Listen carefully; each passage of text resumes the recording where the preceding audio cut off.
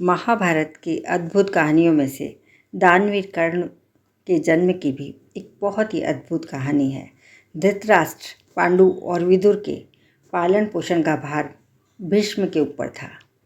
तीनों पुत्र बड़े होने पर विद्या अध्ययन के लिए भेजे गए। धृतराष्ट्र बल विद्या में निपुण थे, पांडु धनुर्विद्या में और विदुर धर्म और नीति में निपुण हुए। युवा होने पर धृतराष्ट्र अंधे होने के कारण राज्य के उत्तराधिकारी नहीं बन सके। विदुर दासी के पुत्र थे, इसलिए पांडु को ही हस्तिनापुर का राजा घोषित किया गया। भीष्म पितामह ने धृतराष्ट्र का विवाह गांधार की राजकुमारी गांधारी से कर दिया और गांधारी को जब ज्ञात हुआ कि उसका पति अंधा है तो उसने स्वयं अपनी आंखों पर पट्टी बांध ली। उन्हीं दिनों यदुवंशी राजा सूर्यसेन की पोषित कन्या कुंती जब युवावस्था को प्राप्त हुई तो पिता ने उसे घर आए हुए महात्माओं की सेवा में लगा दिया। पिता के अतिथि गृह में जितने भी साधु संत महात्मा ऋषि मुनि आदि आते, कुंती उनकी सेवा में लग जाया करती और मन लगाकर उनकी सेवा करती। एक बार वहाँ दुर्वासा ऋषि आ गए।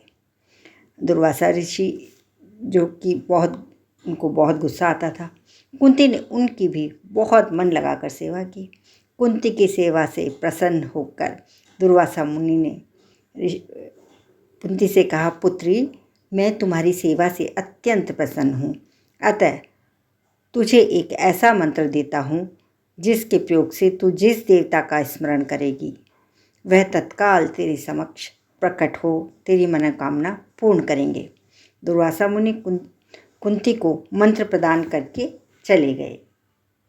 मंत्र की सत्यता की जांच करने के लिए एक दिन कुंती ने एकांत स्थान में बैठकर उस मंत्र का जाप करते हुए सूर्यदेव का स्मरण किया। उसी क्षण सूर्यदेव वहाँ प्रकट हुए और बोले, देवी, मुझे बताओ कि तुम मुझसे किस वस्तु की अभिलाषा करती हो। मैं तुम्हारी अभिलाषा अवश्य पूर्ण करूँगा।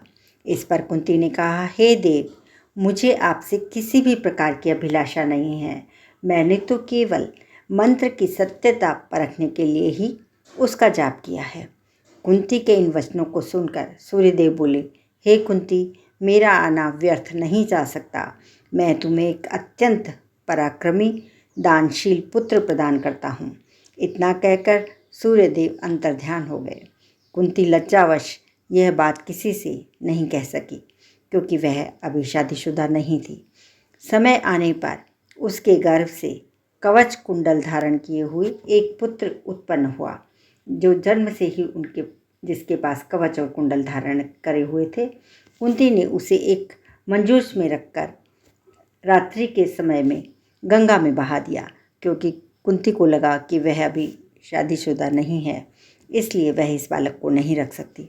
वह बालक बहता हुआ उस स्थान पर पहुंचा जहां पर धृतराष्ट्र का सारथी अधिरथ अपने अश्व को गंगा की नदी जल पिला रहा था। गंगा नदी में इसकी दृष्टि कवच कुंडलधारी शिशु पर पड़ी। अधिरथ निसंतान था, इसलिए उसने बालक को अपनी छाती से लगा लिया और घर ले जाकर अपनी पत्नी राधा को सौंप दिया। उन्होंने इस बालक को गोद ले लिया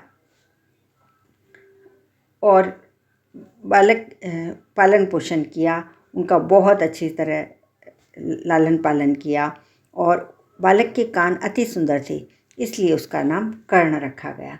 तो यह तो कर्ण के जन्म की कहानी है, जो एक अद्भुत कहानी है कर्ण के जन्म की, जो बाद में दानवीर कर्ण के नाम से प्रसिद्ध हुए, जो महाभारत के एक प्रमुख पात्र थे। यदि आपको कहानी पसंद आई तो चैनल को सब्सक्राइब करें, बेल बटन प्रेस करें ताकि इसी प्रकार की आपको अन्य कहानियाँ मिल सकें। और अपने सवाल या सुझाव कमेंट बॉक्स में ज़रूर लिखें। धन्यवाद।